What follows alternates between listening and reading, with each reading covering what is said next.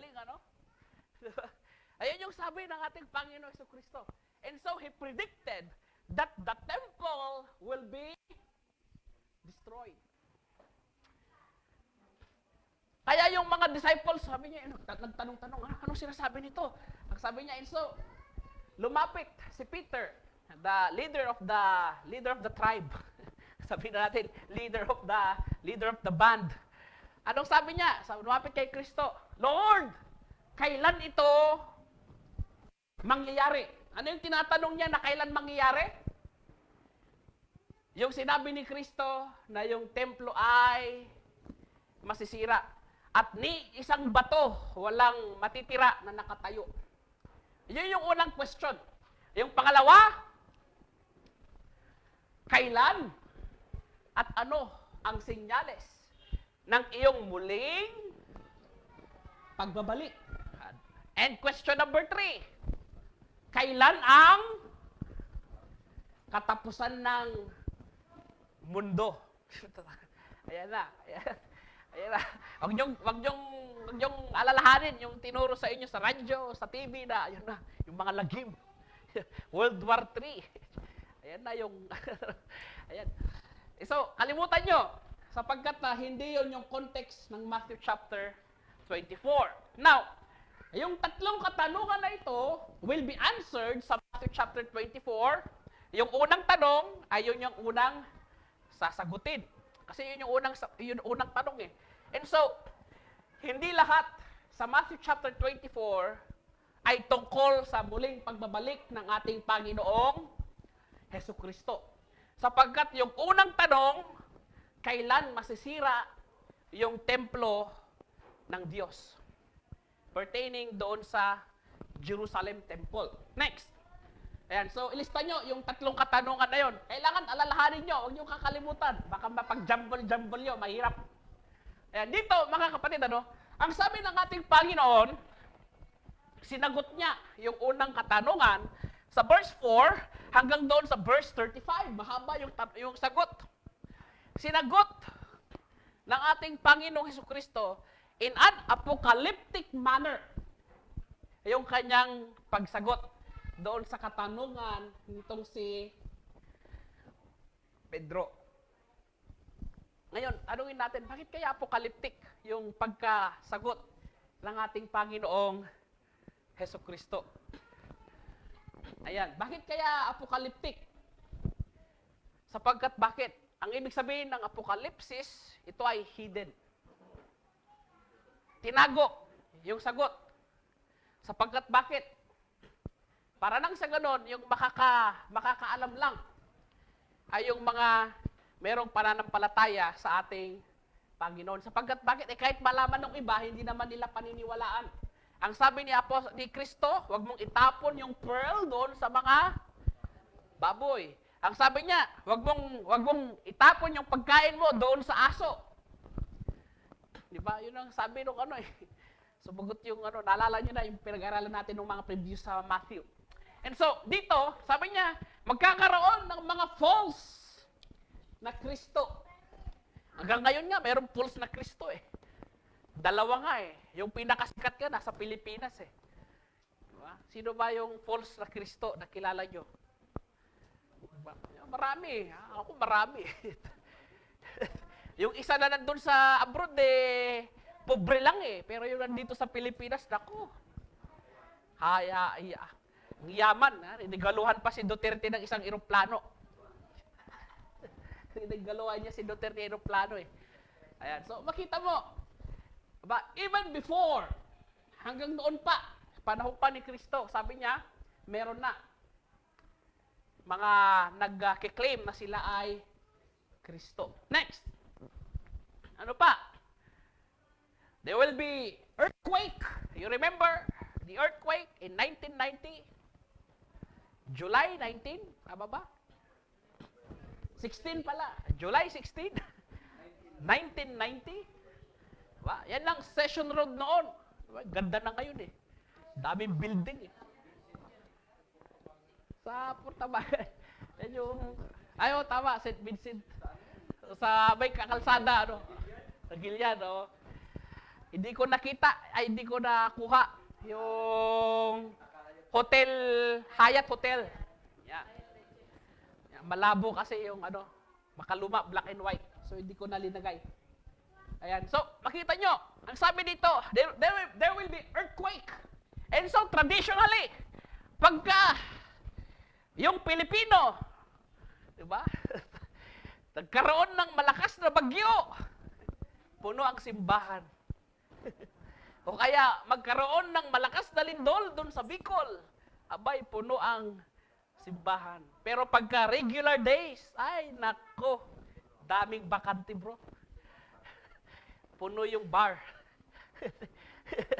Yung bar ang puno. Pero pagka ganyang may lindol, ganyan, may bagyo, may trahedya, may dilubyo, ay nako. Sabi nga ng mga tao daw doon yung parents ko noon, nung kinikwento sa akin, sabi nila parang isipin daw nila nung lumilindol, talaga end of the world na. Kasi, ang tagal nung yung yanig pa. Ang tagal, Talagang sumasayaw sila, hindi makatayo. Sabi na parang end of the world na kasi ang tagal nung earthquake. Yeah. And so, ito yung mga signs. Hindi ng second coming, kung hindi yung destruction of Jerusalem. Ano yung tanong? Kailan ito mangyayari? Ano yung sinasabi niya na mangyayari? Masisira yung templo. And so, it is not rapture. It's the destruction of Jerusalem. Next, ano pa yung nangyari dyan? Ayan, there will be war. Rumors of war. May gera. Ay, yung Syria nga, ginigera Diba? Bakit hindi pa nag-end of the world? Meron ng World War I, meron ng World War II. Diba siguro, hanggang ngayon merong gera. Bakit hindi pa tapos dumarating si Kristo kung yung senyalis nga na yan ay tumutukoy sa pagdating ng ating Panginoon? Hindi. It is the sign of impending doom of Jerusalem. Sapagkat bakit? Kung ikukonek mo doon sa Matthew chapter 23, nagalit ang Diyos sa kanila. Sabi niya, woe to you, nakakaawa kayo. Bakit? Matthew chapter 24, sinasabi niya, sila ay masisira. Sisirain sila. Next, they will be destroyed. And then, anong sabi? The end will come. Anong end yung sinasabi? End of the world ba? Nasagot na ba yung unang tanong? Hindi pa. Yung tinutukoy na end, dito, kung babasahin nyo, doon sa verse 14, and this gospel and the gospel of the kingdom will be preached in the whole world as a testimony to all nations, and then the end will come. Meron akong narinig noon, isang preacher ng Church of Christ, sabi niya, tinanong siya ng isang member, sabi niya bro, kailan ba magugunaw ang mundo? Ang sagot niya bro, basahin mo yung Matthew chapter 24, verse 14, bro. End of the world. Mali. It's not. It's not the end of the world. It's the end of the Jewish religion. Bakit? Anong mangyari sa Jewish religion pag masira yung templo? Wala na. Paano ka mag-aalay ng baboy? Ay, baboy tuloy. Unclean yun Paano ka mag-aalay ng tupa, ng baka para sa kasalanan mo, wala namang templo. Paano sila magkakaroon ng worship? Walang templo. Diba? Paano sila magkakaroon ng high priest? Wala namang temple. And so, everything centers around the temple. The Jewish religion centers around the temple. Kaya nga hanggang ngayon, mga kapatid, yung Jewish religion, payak-iyak na lang doon sa wall. Kasi wala silang worship talaga. Nasira yung templo nila. Yan. Kaya hanggang ngayon, umiiyak pa rin sila doon sa Wailing Wall. Iniiyakan nila yung nasira na templo. Ayan, it's not the end of the world. Ngayon, tatanungin ka. Yung sabi diyan, bro, ay ipipreach yung gospel in all the world, in all the earth. Sabi doon. Hindi pa naman na-preach, bro. Sabihin ko sa iyo, bro, na-preach na. Colossians chapter 1, verse 23. Anong sabi niya, Apostol Pablo? Ipinahayag ko ang ebanghelyo in all creature. Anong sabi niya? All creature. Siguro, pati sa hayop. All creature. Sabi niya na-preach Na-preach ba yung gospel in all the world? Yes. Claim ni Apostol Pablo, it is done. Diba? Meron bro. May Bible sila doon. Patago. As long as the Bible exists, the gospel is preached.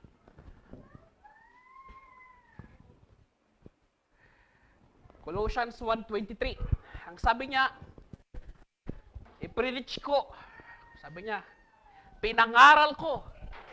Basahin ko po sa New International Version. Colossians 1:13. Sabi niya dito, 1:23. If you continue in your faith, established and firm, not move from the hope held in our gospel. This is the gospel that you heard and that has been proclaimed to every creature under heaven, which I, Paul, have become a servant. No. Walang question. Hindi nagsisinungaling si Apostle Paul. Ang sabi niya, siya mismo ang nag-preach in all the world. Ngayon, yung world na sinasabi ni Kristo, own world during the first century. Remember, during that time, wala pa sa kanilang mapa ang Amerika. Wala sa kanilang mapa ang Pilipinas. Actually, ang alam nila, yung dulo ng mundo ay hanggang doon lang sa tawag doon yung hindi doon sa yung mga islands, anong tawag na doon? Before ka papasok sa Pilipinas, may mga islands pa eh. Hanggang doon lang.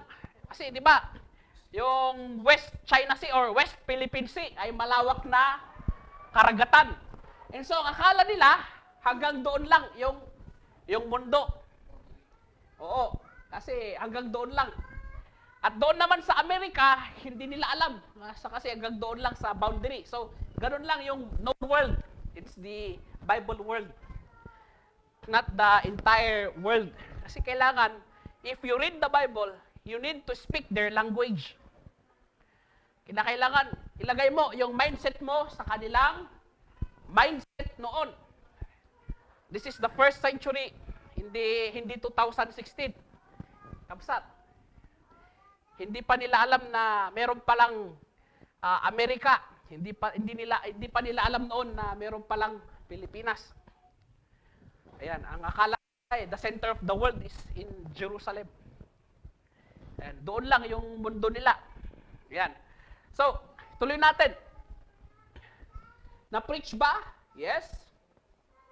Ang sabi ni Apostle Paul, na-preach in all the world. Ilang missionary journey yung ginawa niya? Apat na missionary journey. Yun lang yung kinuko niya. It's the known world. Hindi yung buong mundo. Oo. It's the known world. Kasi hindi pa nila alam ang Amerika noon. Oo. Pakalat na yung gospel. At saka hindi lang si Apostle Paul ang nag-preach. Even the disciples preach. Hindi nga alam ni Paul kung paano nagkaroon ng congregation doon sa Rome. Sapagkat every people noon, every Christian ay nangangaral ng ebanghelyo. Next. And so, kung tatanungin mo, kailan ang end of the world? It's not verse 14. Verse 14 talks about the end of the Jewish religion. Diba? You remember yung sabi ni Kristo, napako sa krus, sabi niya, Lord, it is finished. Tapos na. The Old Testament is finished. The old religion is finished. Kasi yun yung religion noon is the Jewish religion. I-establish na yung Christianity. Papalitan na. Next. Ngayon, yung na-mention na mga sign sa destruction ng Jerusalem, ito yon: wars, rumors of war, nation against nation, famines, earthquake, many will fall away, false prophet will rise, lawlessness will increase. Anong sabi ni Apostle Peter? Ang panahon natin ngayon ay pasama ng pasama. Anong sabi ni Apostle Peter? Yung pagmamahal ay magiging malamig. Kailan nangyari yan? Panahon nila noon. Next, key verses. For you to understand, you need to review these verses. Kailan ito mangyayari? It's not 2,000 years from now. Hindi mangyayari 2,000 years in the future. Or bukas. Diba? It will happen in their time. Matthew chapter 23 verse 36. It will happen in their generation. Matthew chapter 24 verse 34, anong sabi doon? In this generation, these things will happen. Rapture ba yan? That will happen 2,000 years? Sa pagdating ni Kristo? No. It's not. It's the destruction of Jerusalem. Pero marami ang mga preacher na gumagamit nito para takutin ka. Ayun. Tatakutin ka lang. Doon sa TV. Magbago na kayo kasi darating na si Kristo. Diba? Pagka may lindol, laging gano'n yung sinasabi. Diba? Pagka nagkaroon ng earthquake, yung bagyong Yolanda noon, remember? Sabihin nila, magbago na kayo! Diba? Ito na yung senyales na darating si Kristo. And then, nagkaroon ng, yung pangalan nun, yung nag-preach ng, 4 blood moon. Diba? Sabi nila, predict nila, darating si Kristo. 4 na beses, wala naman. Tapos nung ending sabi niya kaya hindi dumating si Kristo kasi nasagot ang panalangin namin na wag siya munang darating. Galing. Galing. Talagang magaling yung mamilosopo. Magaling po. Totoo nga naman, mag-predict ka darating si Kristo. Tapos pag di dumating, sabihin mo, kasi pinag-pray namin, di darating, kaya di dumating. Very good.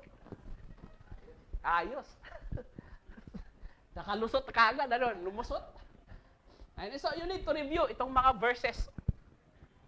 Ayan, next. Ang sabi dito, mga kapatid, itong destruction of Jerusalem, yung tinutukoy ng ating Panginoong Hesukristo. Ang sabi niya, not one stone will remain. Next, ano yung nangyari? The remains of Jerusalem. Yung templo, nag-disappear. Templo ni Umar ang nandoon. Diba? Yan lang yung natira. That's the Wailing Wall. Sa likod niyan, yun yung Wailing Wall. Doon sila umiiyak. Yan lang yung natira. It's rubble. At yung kinamkab ng Roman Empire, kasi yung ginawa ng Roman soldier when they invaded yung Jerusalem, yung ginawa nila, sinira nila yung actually, yung nangyari, kukwento ko, pero medyo mahaba, baka makatulog kayo. Yung nangyari ay nakipaglaban yung mga Hudyo sapagkat masyadong mataas yung kanilang binabayarang tax. Ang dami nilang tax na binabayar, remember? May tax sa templo, may 10%, may tax kay Caesar, may tax pa kay... Kung ikaw yung nagtatrabaho nung araw, kita mo 50, yung 40%, kukunin. 10 piso na lang matira sa'yo. And so, yung mangyayari, nagrebelde yung Jerusalem. Pinatay nila yung mga pinadala ng nagpadala kasi yung Rome ng, tawag doon, yung isang convoy to collect yung kanilang tax. Pinatay at hindi nagbayad ng tax. And so, pinadala si General Titus para lipunin as their punishment. And so, yung ginawa nila, dahil yung bansang Israel is very well fortified. Talagang it's a well-defended city. Puno, parang panahon natin ngayon, masabi mo na ito ay isang fortress. Diba? Hindi mo mapasok. And so, hindi nila mapasok yung Jerusalem, yung city ng Jerusalem, hindi nila makonquer. So, yung ginawa nila, yung Roman Empire, yung ginawa nila, nagpatayo sila ng ito yung city. Around the city, they build a wall. Nagpatayo ng wall, and then they surrounded, talagang, ang tawag doon, pinalibutan yung buong Israel. And so, walang makalabas, walang makapasok. Anong mangyari pag yung bagyo, walang makapasok, walang makalabas? Isolated. Diba? Remember yung nangyari noon, earthquake, isolated? Walang makapasok na pagkain, walang makalabas, walang makapasok na magbigay ng tulong. And so, yung bansang Israel, according kay Josephus, yung ginawa nila, dahil how many months na sila ay nandoon sa loob, naubos yung pagkain, maraming patay dahil sa gutom. Yung ginawa nila, kung itutuloy nyo yung pagbasa from verse 15 hanggang doon sa verse 25, yung ginawa nila, ang sabi ni Jesus Christ, kung ikaw ay isang babae na buntis, ang sabi ni Kristo, nakakaawa ka. Pag alam mo, nakita mo na yung mga sign na ito, yung pinag-aralan natin, yung sign kanina, tumakbo ka na, umalis ka na. At ang sabi dyan, ipagdasal mo na yung araw na yan ay hindi mangyayari during Sabbath. Why? Kasi pag nangyari yan during Sabbath, the gates were closed. Hindi ka makatakbo.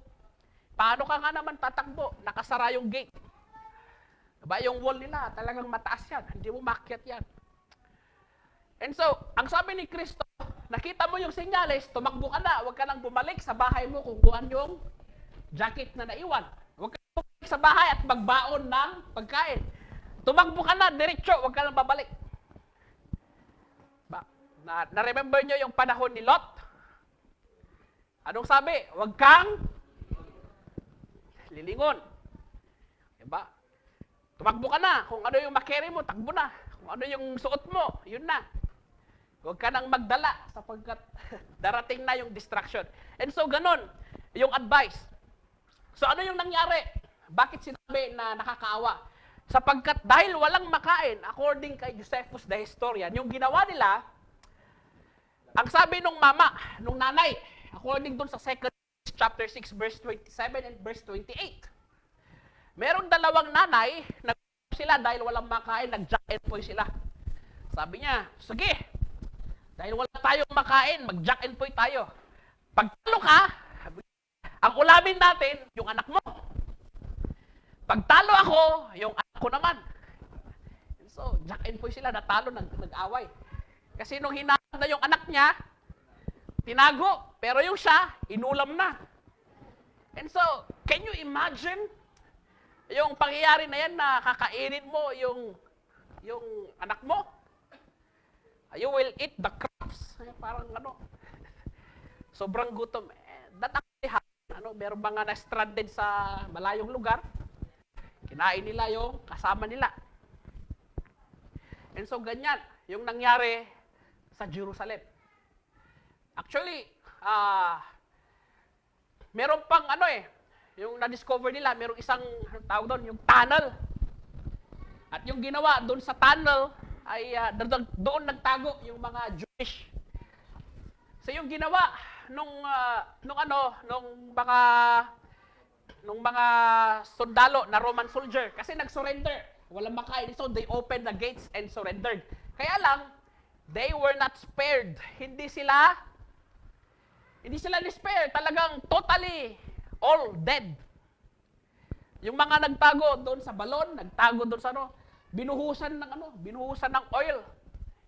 at sinunog ng buhay. Sabi niya, more than 40,000 yung nandun sa isang tunnel na ganyan na malawak. Nagtago sila, siksikan sila, sinunog. Lahat patay. And so, ayun yung triple na nangyari. At merong naka-witness niyan, si Josephus. At sinabi niya, ganyan nga yung nangyari. Sabi niya, next. Ang sabi niya, next, balikan natin yan mamaya. Ayan, ang sabi ni Josephus sa Wars of the Jews, chapter 6, ang sabi niya, of those who perished during the siege, from the first to the last, 1,100,000. Ilan ang patay? 1,100,000 ang patay. Yun ang sabi niya. At ang nakakapagtaka, according kay Josephus, doon sa mga namatay na 1,100,000, ni isang Kristiyano, walang namatay. Why? Ang sabi ni Kristo doon sa verse 25, if you read, I have warned you ahead of time. And so anong gagawin? Nawarningan na pala sila. Pag nakita nila yung senyales, takbo na. Yeah. And so, this is not the second coming of Christ. It is the destruction of Jerusalem. Sapagkat hindi sasabihin ni Kristo doon sa verse 17 at saka doon sa verse 16 na tumakbo ka na. Pag ito ay end of the world, makakatakbo ka pa? Ay, makapagtago ka pa? End of the world na, kamsat. And so, verse 14 is not the end of the world. Dahil doon sa verse 16, anong sabi niya? Magtago kayo. Tumakbo na kayo sa bundok. Tago kayo. Diba? Pag end of the world yan, magtago ka pa. Makapagtago ka pa sa Diyos. Anong nangyari kay Adan tsaka sa Eva nagtago? Where are you? Alam niya, nandun sila eh. Hindi ka ba makita ng Diyos pag magtago ka? Diba? Diyos yun eh. Diba? End of the world na, makapagtago ka pa. Makatakbo ka pa sa bundok. It's the destruction of Jerusalem. Now, one of the very controversial, next, balik. It's the abomination of desolation. Now, maraming mga preachers, ang sinasabi nila, itong abomination of desolation, ito daw si Hitler. Basahin nyo nga yung verse 15 kung meron kayong mabasa na Hitler dyan. Sinong magbasa? Basahin ni Brother Arnold. Basahin mo, bro. Unawain ninyo itong mabuti. Kapag nakita ninyong nagagalat na sa dakong banal ang masulang nakakalapastangan ng tinutukoy ni Propeta Daniel. Yun na, 16 lang bro. Sige pa. Ang mga nasa Judea ay dapat tumakas papunta sa kabundukan. Ang nasa kabundukan ay huwag nang mag-abala pang kumuha ng kahit ano sa loob ng bahay. At ang nasa bukid ay huwag nang umuwi upang kumuha ng balabal. Ayan. So, anong sabi doon? It's not the end of the world kasi bakit tatakbo ka pa? Advice ka ni Kristo na tatakbo. End of the world na, takbo ka pa. Hindi. It's the destruction of Jerusalem. And so, if you believe that Matthew chapter 24 verse 1 hanggang doon sa verse 25 is the second coming, you are deceived. Nadaya ka na. Kasi pag papanoorin mo nga naman sa sine, diba, talagang parang totoo, kakatakot, diba, talagang, kung ikaw talagang manginginig yung balahibo mo, tatayo, siguro yung buko tatayo din.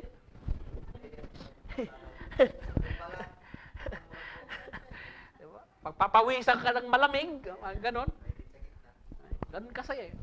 But, itong abomination solution of desolation, sabi dito sa Daniel chapter 9 verse 27, Daniel chapter 11 verse 31, and Daniel chapter 12 verse 11, it was mentioned in the book of Daniel 3 times. The desolation of abomination is pertaining doon sa gagawin na pag-defile doon sa templo. Bakit sinabi na ito ay abomination of desolation? Sapagkat merong mangyayari ng kasuklam-suklam sa Diyos. Ano yung mangyari?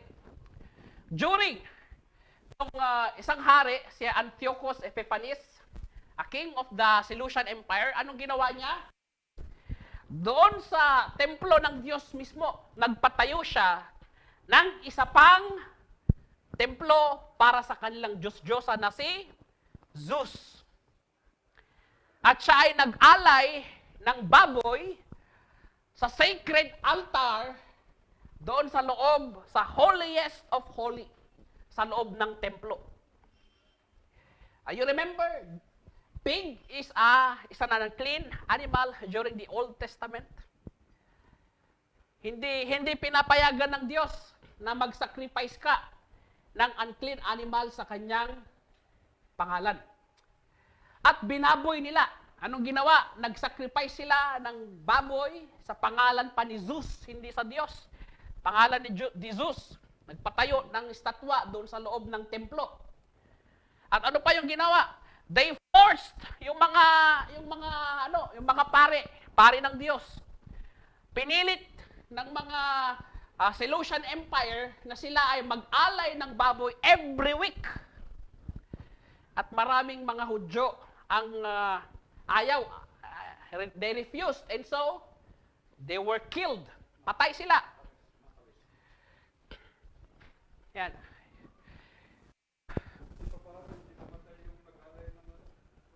Merong pumayag, merong ayaw.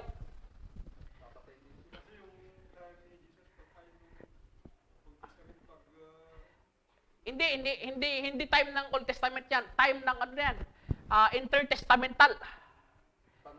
Panahon na ni Alexander the Great.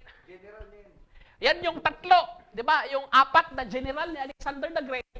Namatay si Alexander the Great, pinaghati-hati yung kanyang empire. At si Antiochus Epiphanes, siya yung nakakuha sa Southern Kingdom. Yung Northern Kingdom ay nakuha ng mga Assyrian. Diba? So apat yung general ni ni Alexander the Great. Nung namatay siya, pinaghati-hati yung Grecian Empire. And so nagkaroon ng Seleucian Empire. At sila nga yung papasok doon sa loob. Pinilit nila na pumasok doon sa holiest of holy. Ayun yung nangyari.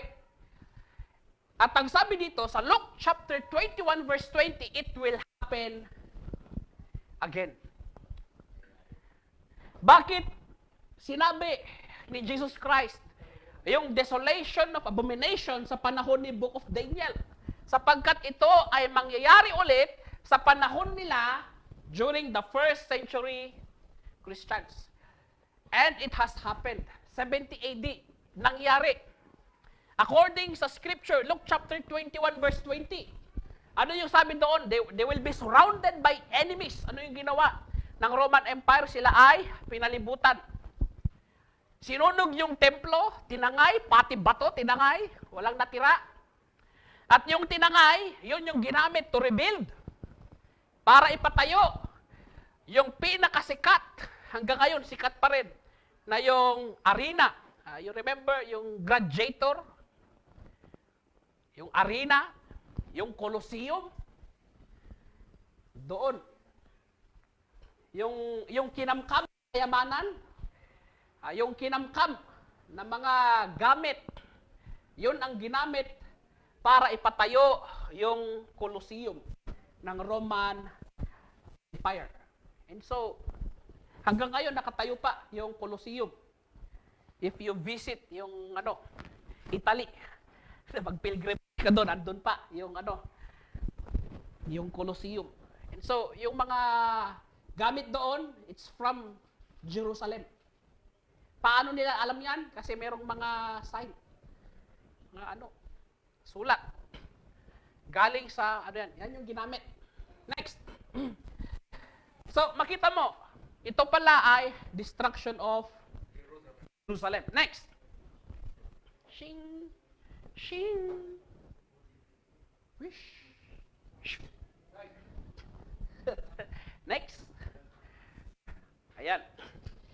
Ngayon, na-mention, verse 20, 26, hanggang dun sa verse 30, na-mention, the sun will be darkened, the moon will be darkened, the stars will fall, lightning will be stretched in the four corners of the world, from east to west. Haba naman ng lightning na yan. Nakakita na ba kayo ng kidlat ng haba-haba from America hanggang doon sa Japan? Nakakita na ba kayo ng ng star na mahulog? Babagsak sa mundo? Ang alam ko, yung star mas malaki sa Earth eh. Di ba? Mas malaki ang star sa Earth. Di ba? Ano kaya yung ibig sabihin nito? Now, this is an apocalyptic literature. Do not take it literally. Huwag mong sasabihin na literal ito na magkakaroon ng kidlat na galing sa Amerika hanggang doon sa Japan. Ang haba naman nito, from east to west. Kaya naman yung star ay mahuhulog. Ano yun, yung araw mahulog sa Earth? Diba? O kaya naman yung moon, magkakaroon ng blood moon. Sabi ni, pangalan yung preacher na yun? Sabi niya, blood moon daw. Kalimutan ko yun. Pero nung bandang uli, binawi din. Diba? Blood moon, and then yung the sun will be darkened. Eclipse siguro ito. Eclipse ba yan? Now, next. Ito yung interpretation. The sun will be darkened, the stars will fall. Parang mali stars falling. Baliktad. Now, itong pagkakasabi dito, merong context according dun sa Isaiah chapter 13 verse 10, ginamit yung babagsak na star pertaining dun sa fall of Babylon. Ginamit din yan yung mahuhulog na star kay Satanas. Remember yung description ni Satanas? Oh! Lucifer, the bright and morning star, fallen. Kaya pagkasabihin sa'yo, oh brother, hulog ka ng langit. Excuse me. Si Satanas yun, bro.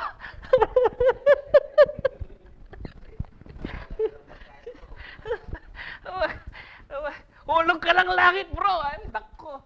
Si Satanas ang hulog ng langit. And so, ano pa? Yung allegory na ginamit dyan. The distress upon Egypt. Ezekiel chapter 32 verse 7. Diba? And then the day of Pentecost, Joel chapter 2 verse 28 to 31. Yan yung ginamit niya na verse. Oh, and then Acts chapter 2 verse 20. And then the fall of Edom, Isaiah chapter 34 verse 4. Basically, it means that they will be destroyed. Babagsak ang Babylon. Sino ba yung star na tinutukoy doon? Si Nebuchadnezzar. Stars pertaining doon sa isang mama na makapangyarihan, and he will be destroyed. Kaya na bumagsak.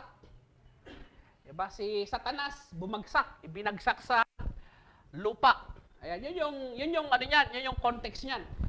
Hindi literally na star na mahuhulog sa langit.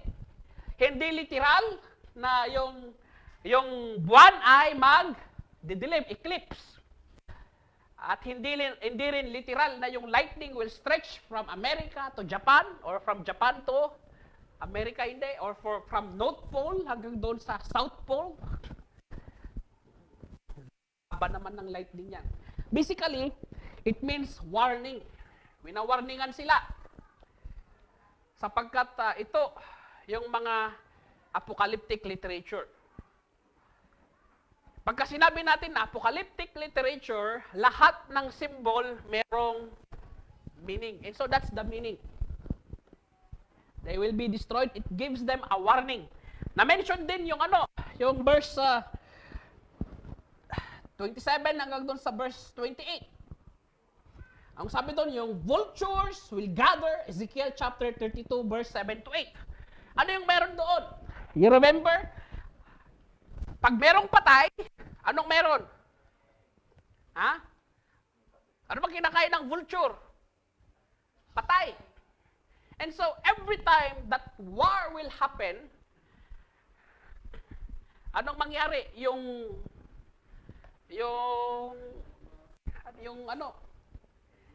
langit ay mapupuno ng maraming vulture. It means many will die. It's always a bad omen. Diba? Parang sa atin, pag nakakita ka ng puting pusa, sabihin natin, oy, malas. Ha? Tama ba? O black na pusa. Ever ready.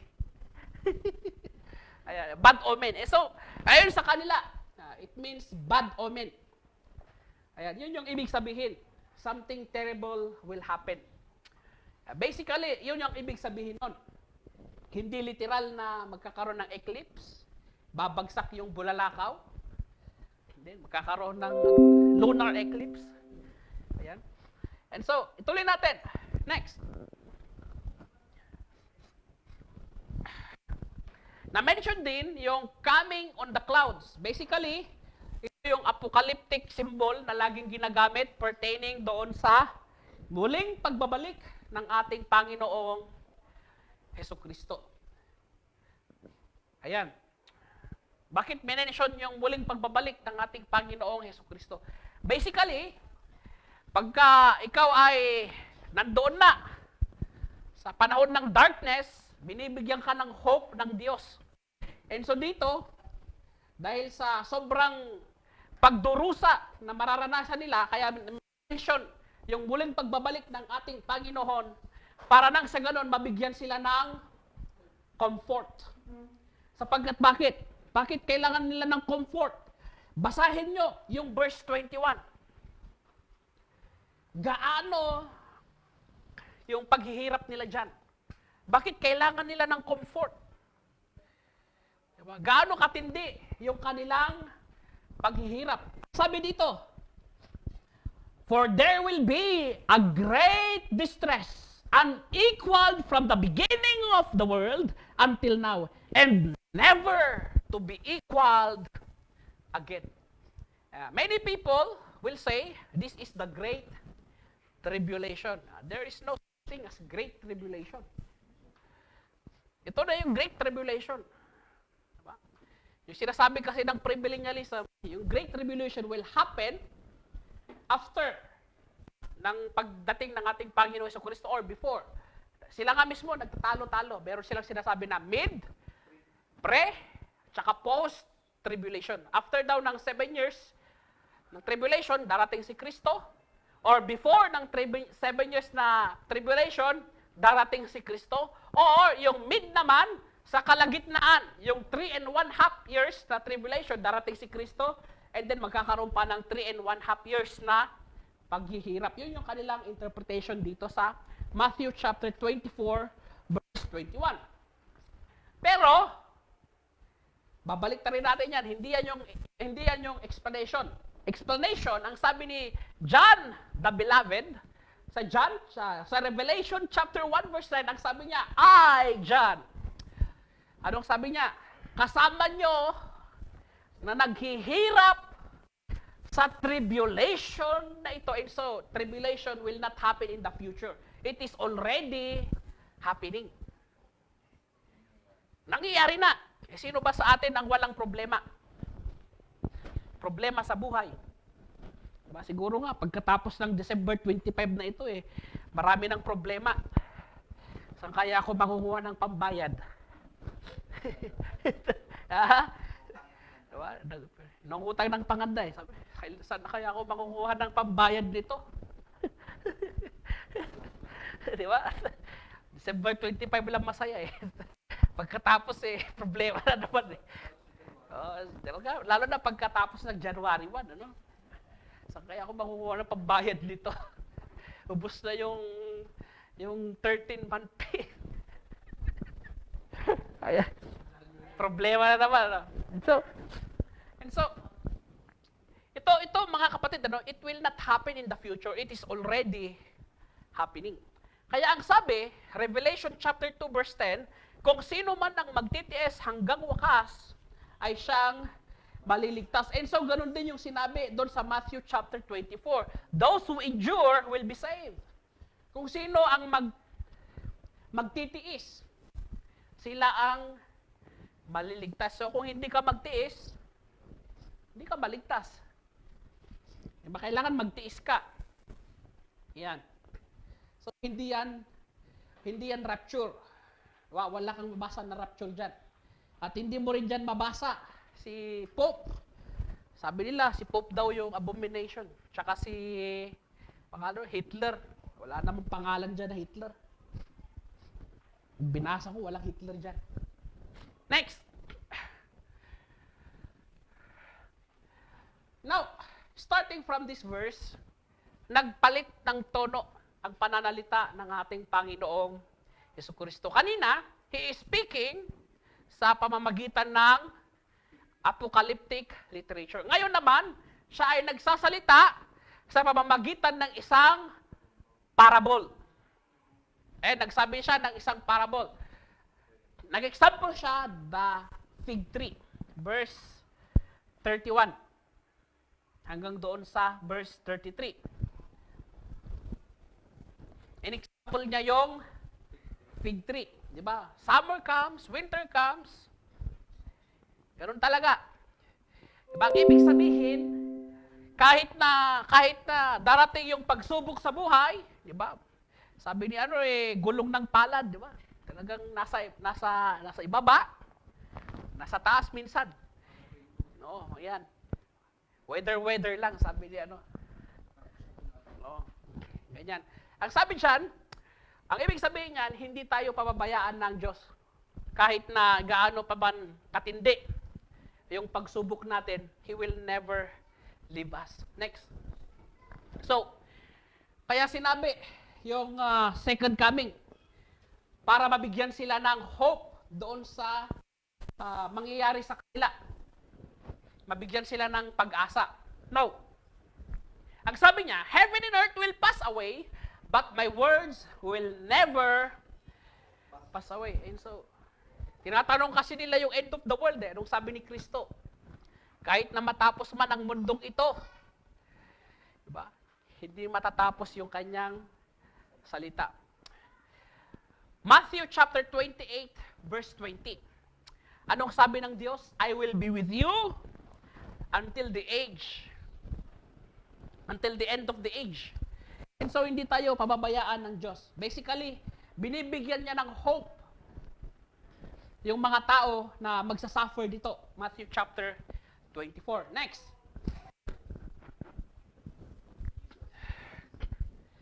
Sasagutin naman from verse 36, yung pangalawang katanungan. Ano yung pangalawang tanong?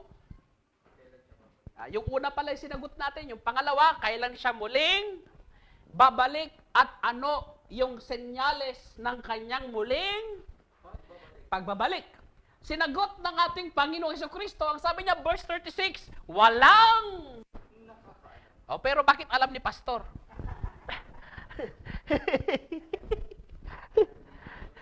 Sabi, alam ni Pastor Hulaan niya darating na siya, ganitong oras, ganitong araw, ganitong taon. Pero pag di dumating, adjust natin bro, mali yung calculation ko. Pag di pa rin dumating, hindi. Kaya hindi dumating kasi nag-pray kami na hindi darating. Kaya hindi dumating. And something like that. Papalusot sila. And so, walang nakakalam. Ayan, walang nakakalam. Bakit sinabi ni Kristo na kahit yung anak ay hindi niya alam yung kanyang muling pagbabalik? Hindi ba alam ni Kristo kung kailan siya babalik? Siya nga yung babalik, paano hindi niya alam? Siya yung teacher, siya yung magpapa-exam, hindi niya alam yung sagot. Bakit ganon yung sagot ni Kristo? He is speaking as a human being. Dalawa kasi yung kalagayan ni Kristo. Tao at saka Diyos. And so nagsasalita siya in the form of a human. Next. Ano yung sign? Kagaya ng panahon ni Noah. Ang sabi ng mga pastor, ang sinyalis daw ng pagdadating ni Kristo ay magkakaroon ng drought, walang makain, kakaroon ng famine, nagkakaroon ng war, gera, magkakaroon ng magulo. Yung sabi nila, magulo, may patayan dito, patayan dyan.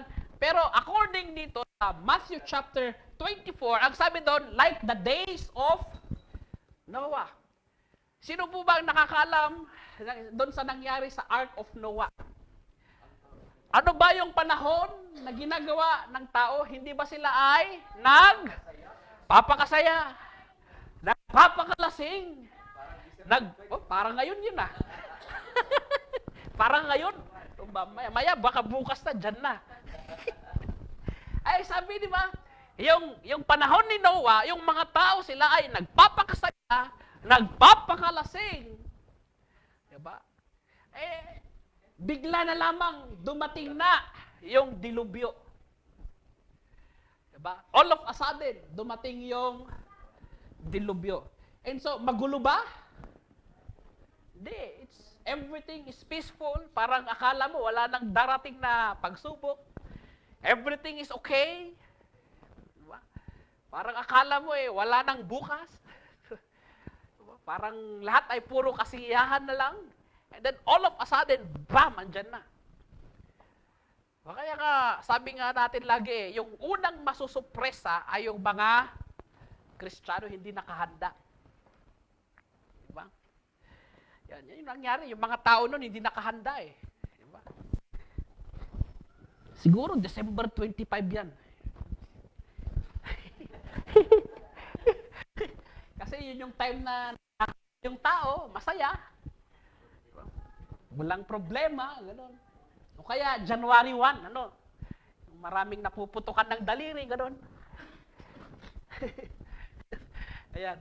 So, hindi natin alam. All of a sudden, it will come.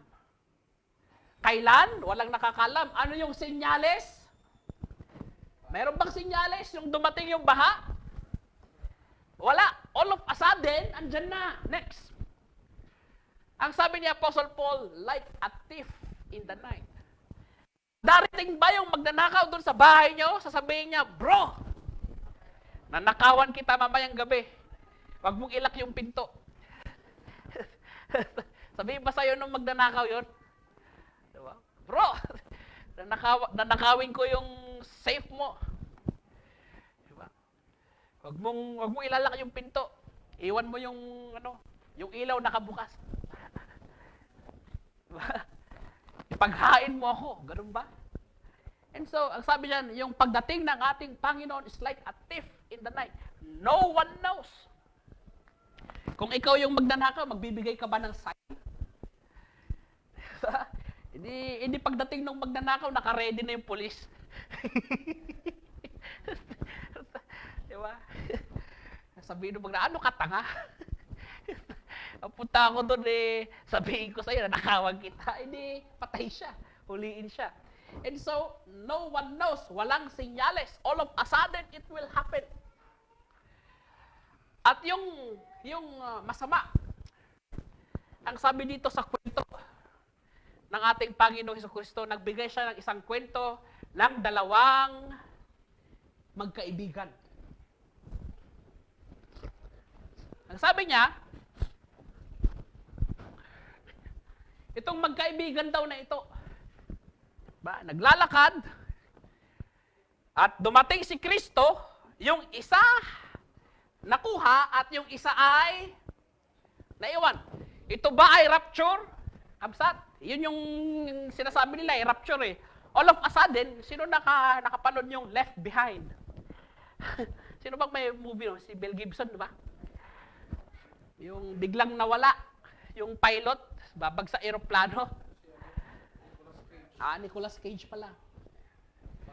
Yun daw yung rapture. Yun yung kanilang idea about rapture. Ito yung sinasabi nila na versikulo about rapture. Verse 42 hanggang doon sa verse 51.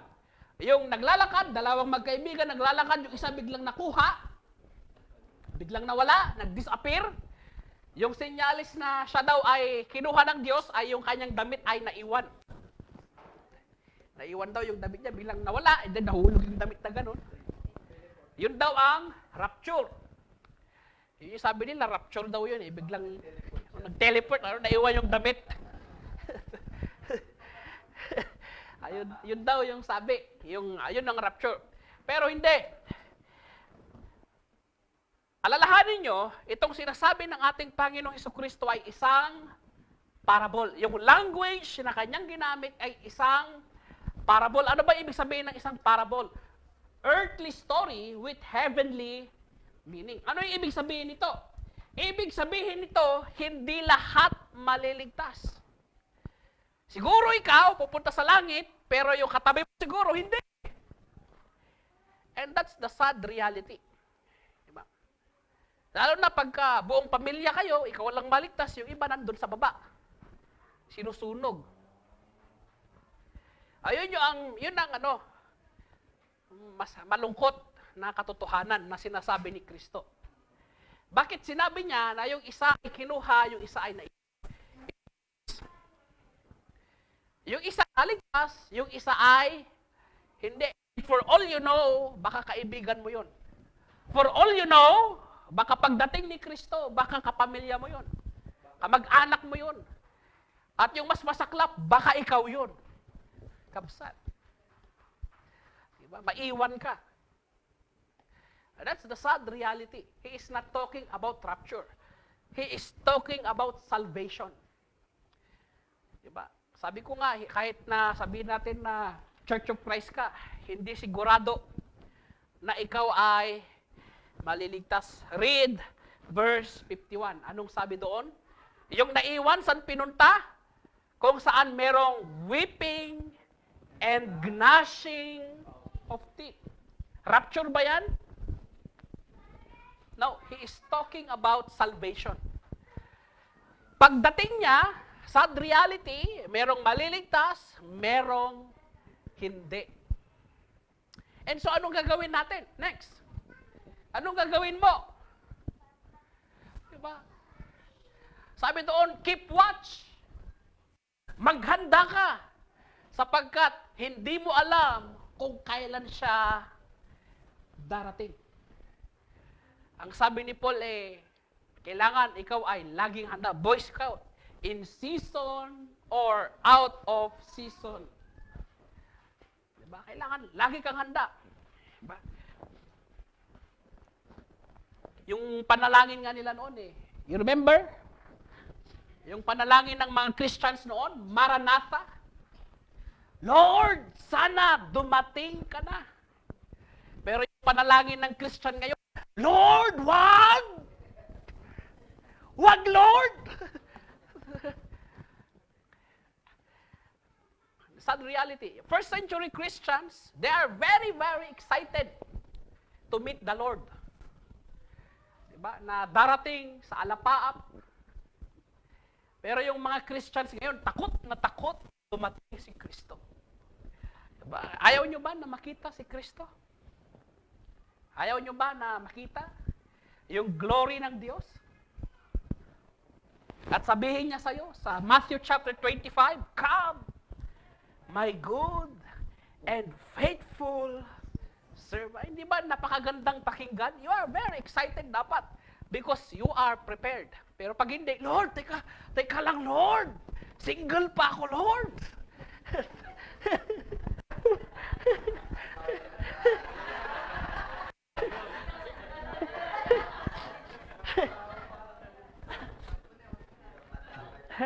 I-schedule ko pala yung kasal, Lord.